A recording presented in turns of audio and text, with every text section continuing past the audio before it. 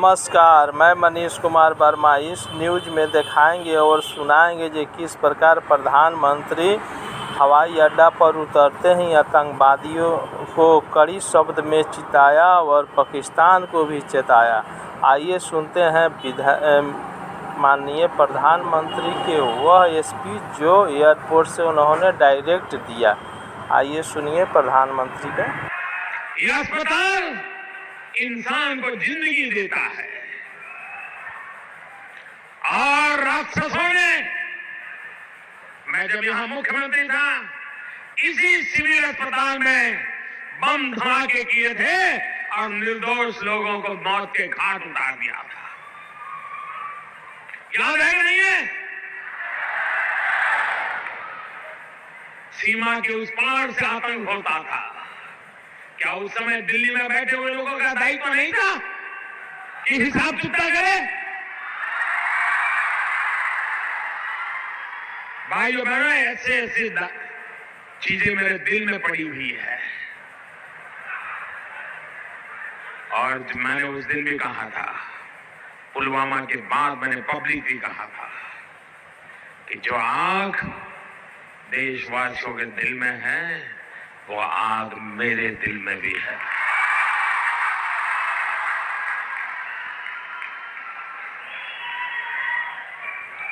अगर उस समय सरकार में दम होता तो अहमदाबाद की सिविल अस्पताल में निर्दोषों की जान लेने वालों को वहां जाकर के भी हिसाब चुकता कर देते भाई। मुंबई में 26/11 हुआ, निर्दोष लोगों को मौत के घाट उतार दिया गया और हम कुछ दिन के बाद चलो ठीक हो गया, सब लोग काम पे लग गए। आप मुझे बताइए दोस्तों, आतंकवाद के खिलाफ लड़ना चाहिए नहीं लड़ना चाहिए? आतंकवाद को जड़ मूल से उखाड़ना चाहिए नहीं उखाड़ना चाहिए? आप मुझे बताइए कौन पार्टी है जो काम कर सकती है? ईमानदारी से बताइए कौन कर सकता है?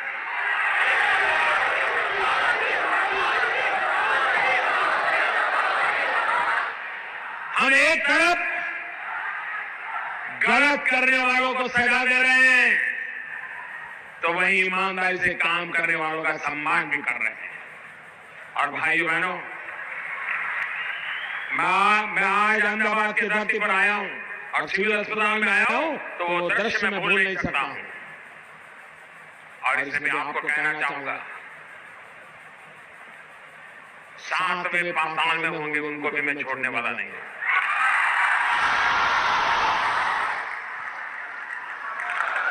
और देश का दुर्भाग्य देखिए, कुछ लोगों को तो पता नहीं क्या हो गया है। आज पाकिस्तान के अखबार के हेडलाइन देख लीजिए, भारत के नेताओं जो बयानबाजी करते हैं वो पाकिस्तान के न्यूज़पेपर की हेडलाइन बन जाते हैं। ऐसे नेता ऐसी बातें करते हैं जो पाकिस्तान के टीवी पर दिख रहा है, पाकिस्तान की पार्लियामेंट में चर्चा हो रही है। क्या ये देश हित का काम है क्या? आप ऐसी बात बोलोगे जिसे पाकिस्तान तालियां बजाए? अरे देश की सेना ने पराक्रम किया है, देश की सेना ने हिम्मत दिखाई है और मैं दोस्तों इंतजार लंबा नहीं कर सकता।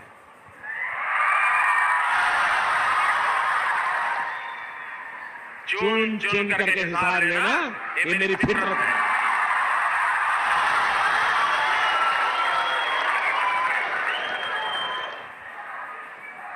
कब तक निर्दोष लोगों को मारने देंगे?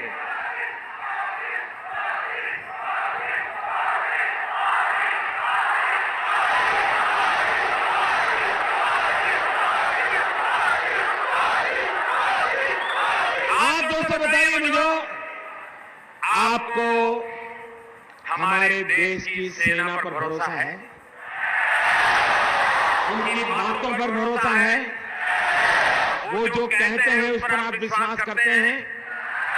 सेना जो कहे उस पर मुझे विश्वास करना चाहिए, सेना जो कहे उसको मुझे मानना चाहिए। लेकिन कुछ लोग हैं जिनको सेना की बात भी पसंद नहीं थी। अरे मोदी की बात मत मानो भाई, मैं नहीं कहता हूं मेरी बात मानो, कम से कम सेना पर तो अविश्वास मत करो। उनके पराक्रम पर तो दाग मत लगाओ। वो जान की बाजी लगा करके खेलता है, वो देश के लिए मर मिटने के लिए निकलता है और सफल होकर के आता है, तो आपकी नींद हराम हो जाएगी।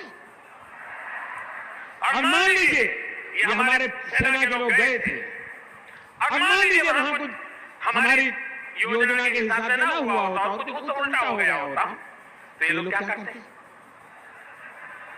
क्या करते मुझे बताइए? किसका इस्तीफा मांगते? क्यों भाई?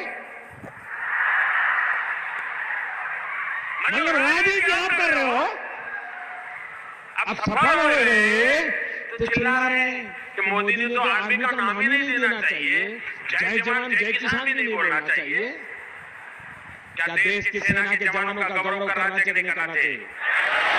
उनका सम्मान करना चाहिए नहीं करना चाहिए? लेकिन इनके पेट पे दर्द हो रहा है।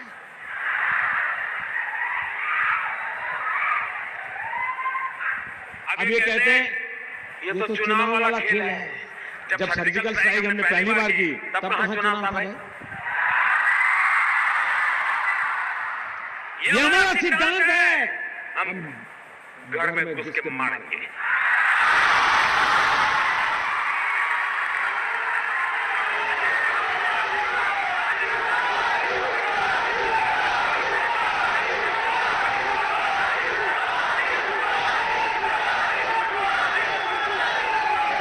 कोई देश ऐसी असहाय अवस्था में नहीं रह सकता है।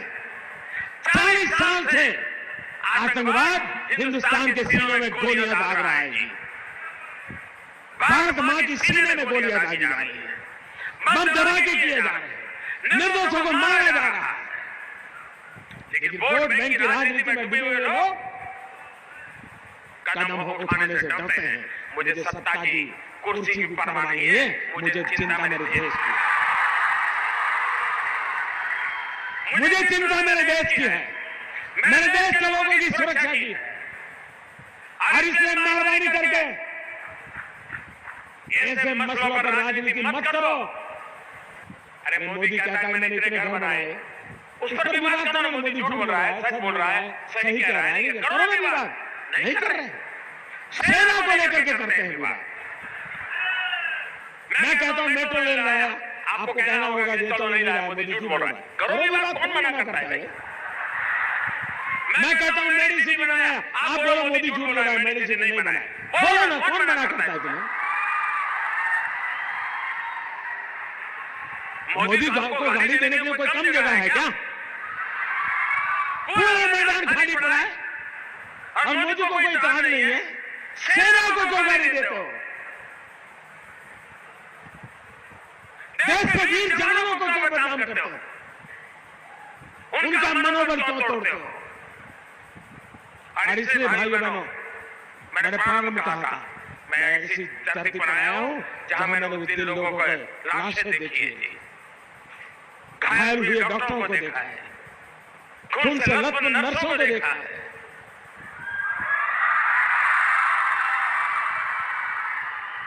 इसलिए मैंने कहा था मैं यहां आया हूं, खुल करके बोलूंगा।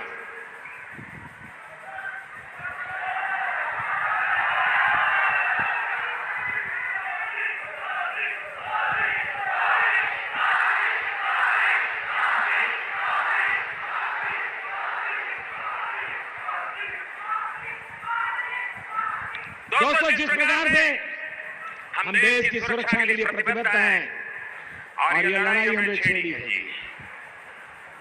आप मान के चलिए।